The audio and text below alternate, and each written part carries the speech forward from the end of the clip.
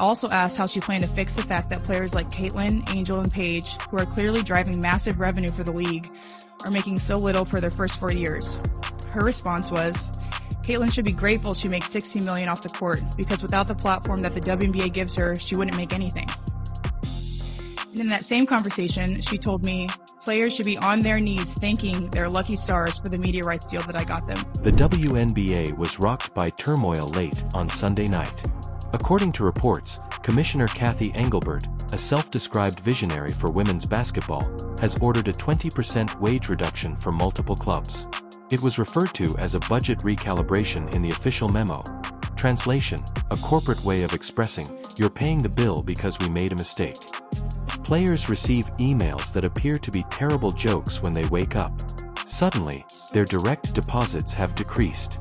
Some others lost $30, $40, or even $50,000 in a single night. With the description, "Guess exposure pays the rent now," one gamer shared her counterfoil on the internet. Before the league could hit refresh, screenshots went viral.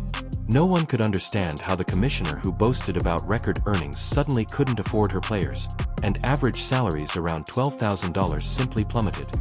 4 hours, there was silence in Cathy Engelbert's office.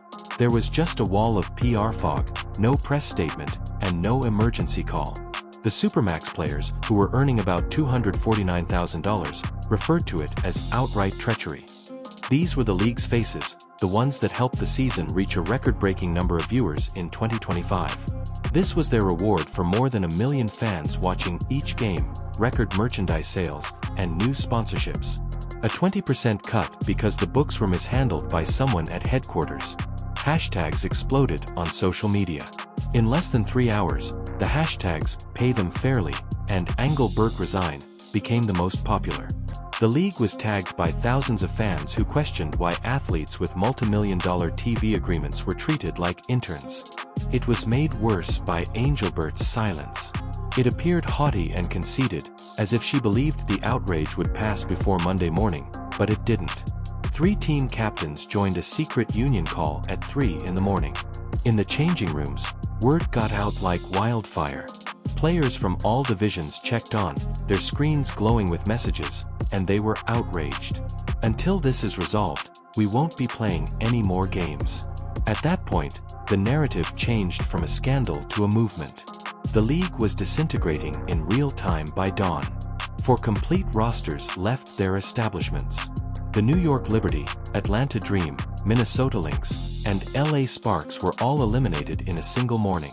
60 athletes with their bags packed, refusing to play or practice. As players stormed out, some in tears and others laughing at the ridiculousness, local reporters set up camp outside the venues. The moment that rocked the internet was captured by ESPN. Players are throwing their practice jerseys into WNBA 2025 garbage cans. Violent, cinematic, and symbolic. The live viewers were in disbelief.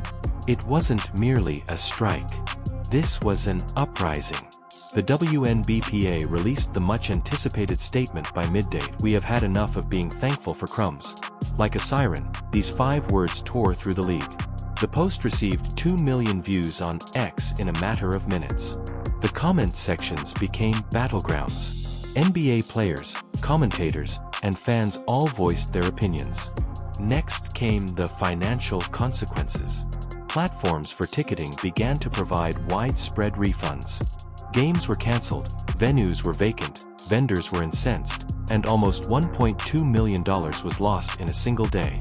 On a game day, venues were silent for the first time in league history. The optics were disastrous. Sponsors started phoning league headquarters to demand explanations. Teams on social media hurried to remove planned postings promoting empowering female athletes. When you reduce your athletes' wages in half and they go on strike, empowerment doesn't look good. The masterclass in corporate denial followed. The news conference of Cathy Engelbert. She appeared to be a CFO who had misplaced a decimal point on an Excel document as she smiled as she entered. Reporters were prepared, cameras were rolling, and what she said was pure publicity fodder. According to her, the cuts were made temporarily in order to stabilize the league's sustainability. Insomnia could be cured by the sentence alone. The moment that will always accompany her then arrived. Players should be appreciative of the publicity they receive from participating in the WNBA, she said. There was silence in the room. Reporters were unable to determine whether they had simply heard satire. That video became viral on TikTok in a matter of minutes. There were numerous edits of Engelbert's visage next to merchandise expressing gratitude for exposure. Emojis of laughter were used by players to repost it. The sound was blended over footage of vacant stands by fans. It turned into a meltdown soundtrack. Veteran celebrities, meanwhile, arrived with receipts. Screenshots of the 2025 broadcast agreement, which is worth around $200 million annually, were shared. That was the intended source of funding. When she referred to the agreement as historic last season, Engelbert boasted about it. Apparently, this is historic for managerial compensation. Analysts got to work. As it turned out, Engelbert's pay had increased by 18% from the previous year. Yes, it is correct. The commissioner received a rise while gamers lost tens of thousands of dollars overnight. Outrage gave way to rage when the statistic was reported by the media. Commentators likened the catastrophe to the NBA's notorious lockout from 1999. It was described as a self-inflicted implosion by the least self-aware boss in women's sports. Advertisers started removing commercials from scheduled shows when ratings fell in the middle of the week. The league's new media contracts were now precariously close to failing due to a single mistake. Engelbert made an effort to remain composed. She discussed common objectives and open communication. However, each sentence seemed robotic and detached from reality. Instead of buzzwords, players sought answers. Instead of slogans, fans demanded accountability.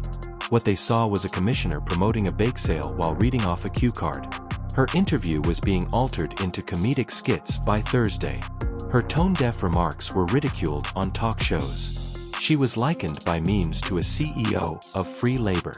Even sports economists made jokes about how Engelbert's removal of the wage had revolutionized pay equity. Cathy Engelbert was hosting the matches when the WNBA burned. The figures were like a sucker punch. The mask abruptly slides when league filings decline. The year-over-year increase in revenues is 28%. In terms of sports, that is a gold rush. Numbers are flowing through the roof. Sales of jerseys are setting new records. Engagement on social media is soaring. All of the charts are green. The phrase, historic growth, concludes each slide in the boardroom presentation. However, the salary increase for those who really play the game is merely 3%. 3. Growth isn't that. A billionaire's desk is covered in crumbs. The figures were accurate. Less than 12% of the league's total revenue went to WNBA players. In the meantime, half of the money goes to NBA players. It's no longer even comparable. It's corporate smiling daylight robbery. The players are treated like extras in their own film, despite the fact that they are the ones keeping the lights on. The bombshell then falls. A mid-level accountant in the front office leaks a spreadsheet because they can't stand the hypocrisy anymore. The file spreads like a smoking gun on the internet. Engelbert's strategy to optimize salaries. It states, the plan projected $9.6 million saved by cutting player wages. Optimization sounds tidy, competent, and effective. In reality, it's code for eliminating paychecks under the guise of advancement. Twitter is illuminated by spreadsheet screenshots. In real time, analysts begin to crunch numbers. Players lose a total of $1.5 million for every 1% compensation reduction. The maths is also done by fans. They estimate that 10 rookie contracts might have been paid for by Engelbert's compensation increase alone. The league's whole financial strategy appears to be a shell game all of a sudden. Transfer the funds, label it as sustainability, and hope that no one looks at the calculations. The information doesn't end there. Harvard sports economics study that cautions against undervaluing sportsmen at the height of their success runs the danger of causing long-term harm to a company's reputation. This was the WNBA's moment, which is why the word sticks like a curse. At last, viewership was increasing. There were a ton of endorsements. The league chose to kneecap its own players at the height of the worldwide viewership. Fans were no longer even upset. They were worn out. Exhaustion gave way to rebellion by midnight. #we're done with it exploded online. In a matter of hours, it surpassed discussions about the presidential election, NFL coverage, and even celebrity rumors. Everyone was discussing the uprising in the WNBA. Parody songs, protest art, and TikTok edits. Everywhere on the internet joined in. These days, the players were fighting over more than just a pay decrease. They were defending their dignity. The record-breaking live feed followed. Players from several teams appeared side by side, cameras flickering, their faces fierce and exhausted, drawing in over 3 million people. Until pay justice was achieved, they declared a league-wide holdout. Just one demand, equality or nothing. No committee meetings, no ambiguous assurances. Sponsors of the league panicked. Two of the largest companies, Nike and Gatorade, announced a temporary halt of their $25 million combined promotional ties. Translation: until you address this mess, we won't touch it. Despite Engelbert's PR team's best efforts, the harm had already been made public and could not be undone. Investors began questioning whether the commissioner was still in charge of her own league. Rookie players went crazy that evening. Live on Instagram, a number of contracts were torn up. "If you can't afford respect, you can't afford me," one person stated, staring directly into the camera. In just 12 hours, the video received 10 million views. It was no longer a protest. It was a moment in culture. Fans put their words into action outside Barclays Center. With placards that said, "Pay them now and we're done watching for free," they poured into the streets. More than 10,000 individuals attended. The pavement trembled with the chants. Parts of the street had to be blocked off by the NYPD. As the demonstration filled every screen, broadcasters had helicopters circling overhead. Quiet talks were what the league desired. What it received was a cacophony of voices and cameras. Everything the commissioner had constructed began to fall apart before the end of the week. Official complaints calling for Cathy Engelbert's resignation were made by 7 out of 12 franchises, a courteous way of signaling they were done correcting her errors. Team owners murmured about new leadership styles. Her once proud $200 million ESPN broadcast contract was suddenly in jeopardy as sponsors started to discreetly pull out.